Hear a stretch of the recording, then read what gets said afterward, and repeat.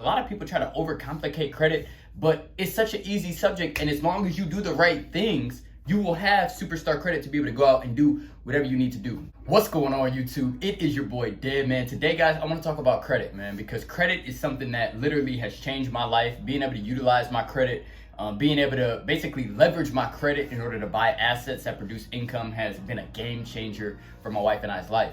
And today I want to talk about credit, how important it is, how to build it, how to maintain good credit. And we just gonna keep this simple, man, because a lot of people try to overcomplicate credit, but it's such an easy subject. And as long as you do the right things, you will have superstar credit to be able to go out and do whatever you need to do. Now, before we jump in, I just want to say that if your goal in building and maintaining credit is to go out and get in bad debt, such as car loans, student loans, credit cards, that's not why I'm making this video. I think bad debt is not good. Now, of course, do I have a little bad debt? Yes. Dom and I both have car loans. Our interest rates on our car loans, hers is like 2.49, and then mine is like 2.99. I do have a loan out on the Gixxer right now, the new Gixxer. My interest rate, I believe, is 1.99% or it might be 2.49.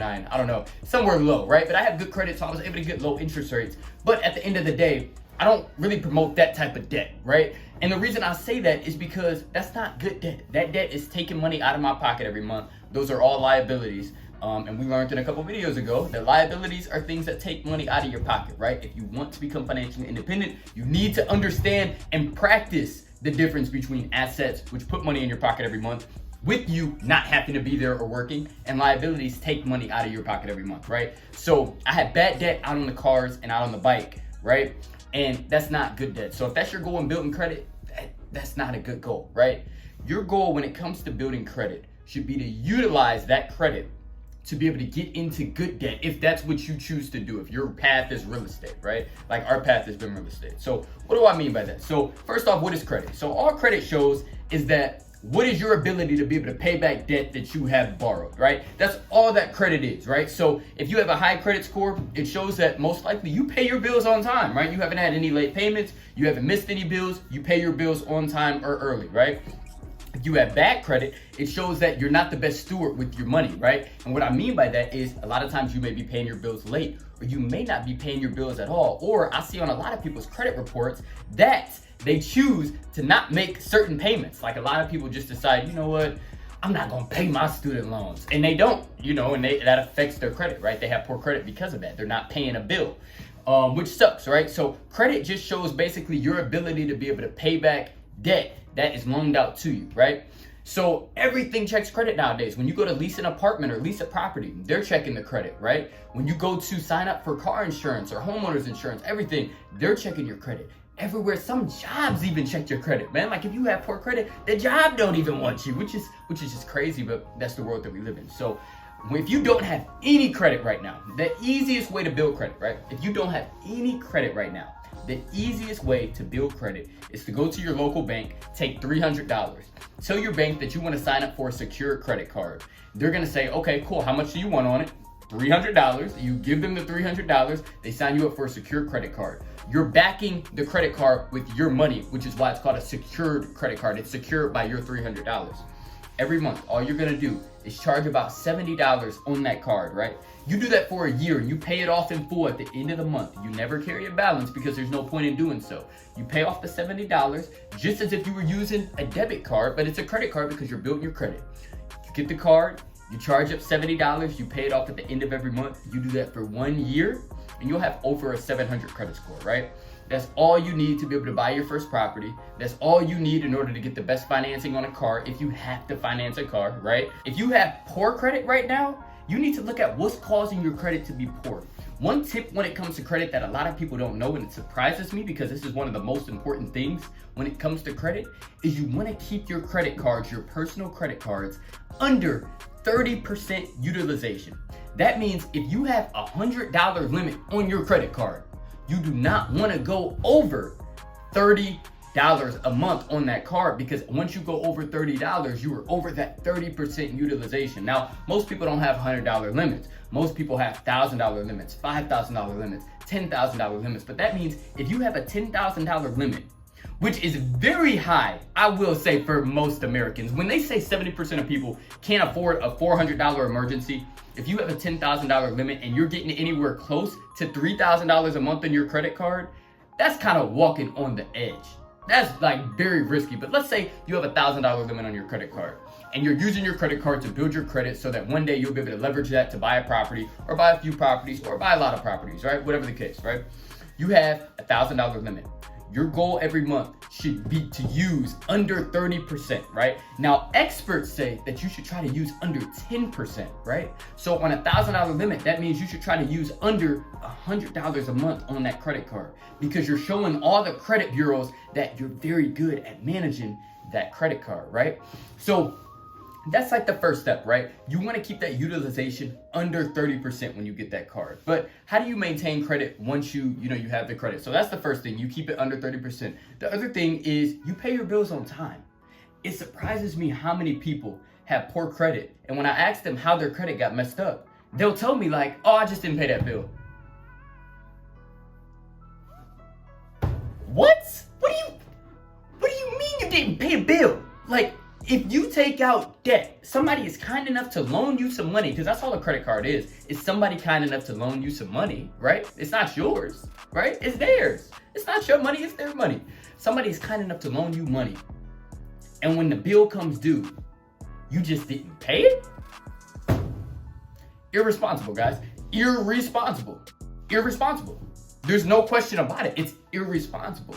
If somebody is kind enough to loan you some money and you don't pay that, that's what you call irresponsible, and that can be a number one factor in having poor credit, right? So if you have horrible credit right now and your goal is to try to rebuild it, well, what are you doing to make it low? Where's your utilization at? Is your card maxed out at 100%? Well, there's problem number one, right? If that's a problem, guess what? We gotta fix that, man. We can't leave it there. We gotta start paying that down. We gotta start working overtime, Uber, Lyft in the evenings, DoorDash, whatever you gotta do, right? But the goal should be to get that utilization down under 30%, because that's gonna be problem number one. And problem number two is if you are missing payments, you need to reevaluate your life, right? Because at the end of the day, if you were gonna go through life shortcutting people, right? People loaning you money and you not paying them back, that's not cool, man. That's dissing your integrity at that point, right? You not paying your bills. And that's just, if there's anything out here, guys, that I really find disrespectful is people who don't pay their bills, right? Because everybody wanna live good, everybody wanna act like they doing all well, but if you're not even paying your bills, like, what's up? Like, what are we doing? You know what I'm saying? So make sure whatever you do, make sure you paying your bills on time. Now, say you're not in that situation where your credit is poor. Say you got good credit. How do you maintain it? It's easy, guys. Pay your bills on time. Keep your utilization under 30%. And don't go out and get stuff that you cannot afford. Don't ever go out and charge something that you know you can't afford to pay back. Now, I personally never paid any interest. My grandma is like a wizard when it comes to money, y'all. Like, she is an 80-something-year-old woman, right? She is like, I think my grandma's 83, 84 as I'm making this video. She's about to turn, I don't even know. Grandma, don't kill me when you see this, right? But my grandma is a wizard when it comes to money, right? She's 84 years old and she knows her money like the back of her hand, right? And she always told me, she said, boy, I ain't never paid no interest. I wish I got, man, I need my grandma saying that. I need to insert that in there. Oh my gosh, that'd be hilarious. But anyways, she always told me when I was building my credit, she was like, don't ever pay them any interest. When you get that statement at the end of the month, never charge so much that you can't afford to pay it all off at the end of the month. And that way, you never pay any interest. So if you have good credit, a tip is just pay it off at the end of every month, man. Charge up what you can afford to pay off at the end of the month and pay it off. Now, of course, when you get to business credit cards and you got different stuff like that, guess what? That's not affecting your personal credit anymore. So you could run a balance if that's what you need to do. You could be over 30% if that's what you need to do. And it's different rules to that game. But when it comes to personal credit, which 99% of people will all need, right?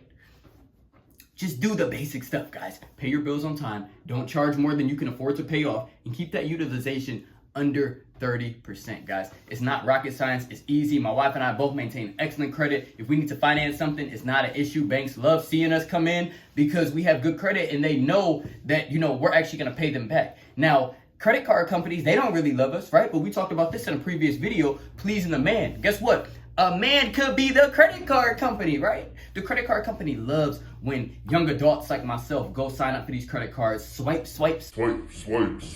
and then can't afford to pay it back. Because guess what? They got a lifelong customer. You need the man for the rest of your life. And the man is making interest off of you for the rest of your life. That man is ecstatic.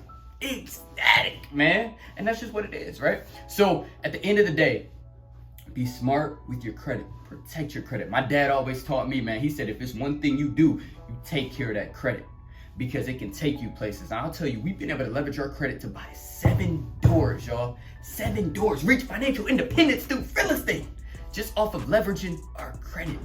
I'm telling you, credit is powerful.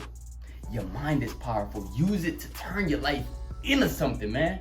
You ain't gotta stay broke, man. You can make it out here if you learn the rules of the game. And the credit game is simple. Pay your bills on time. Don't charge more than you can afford to pay off at the end of the month, and keep that utilization under 30%. Don't be going out and, I'm just gonna tell y'all, man, I see so many credit applications, right, come in from my rental properties, right? And it kills me. Like, I've seen some crazy stuff on some credit reports, right? But it kills me when I see 20 inquiries for an auto loan for the past year. It just doesn't make sense, guys. If we're gonna win when it comes to money, if we're gonna be able to set up generational wealth for our families, we have to do better. Inquiries, keep those inquiries low, man. You don't need to be going to a car dealership every other day trying to get a new car.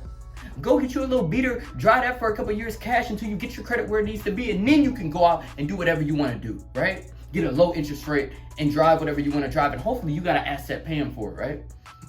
End of the day, man, hey, take care of your credit. That is the moral of today's rant. Take care of your credit, whatever you do, because if you take care of your credit will then take care of you. Always remember, when God is in it, there is no limit. God gives us all tools. Credit is a tool, guys. And if we use it properly, it can set us up for financial freedom, financial independence. But if we don't use it properly, guess what? I said property. You see, I'm always thinking of real estate, y'all. If we don't use it properly, guess what? We'll pay higher interest for something. We'll miss out on some job opportunities because the employer is like, oh my gosh, that credit is, well, we can't do anything with that. You know, your insurance is all gonna be higher. And life is just so much harder when you have messed up credit. So just do me a favor, y'all. Go get your credit together. Go get your credit together. Just go win when it comes to credit. You'll thank me later. Just go win. Thank y'all again for tuning in to another video. As I said, always remember, when God is in it, guys, there is no limit. Make sure y'all give this video a thumbs up. Subscribe to your boy's channel if you haven't already. And I will catch up with y'all in the next video. Peace. What's going on, guys? This video is sponsored by, yes, me, Devin Clark. Guys, I want to thank you guys for tuning into this video, but I also want to make a quick announcement. If you don't know, I am a youth inspirational speaker. So if you have a school or event or organization that you would love for me to come speak to, I would love the opportunity to do so. So go visit my website at devinclarkinspires.com. Go watch one of my videos. And if you have an event that you are interested in me coming to speak to, I would love the opportunity to do so. Back to the video. Peace.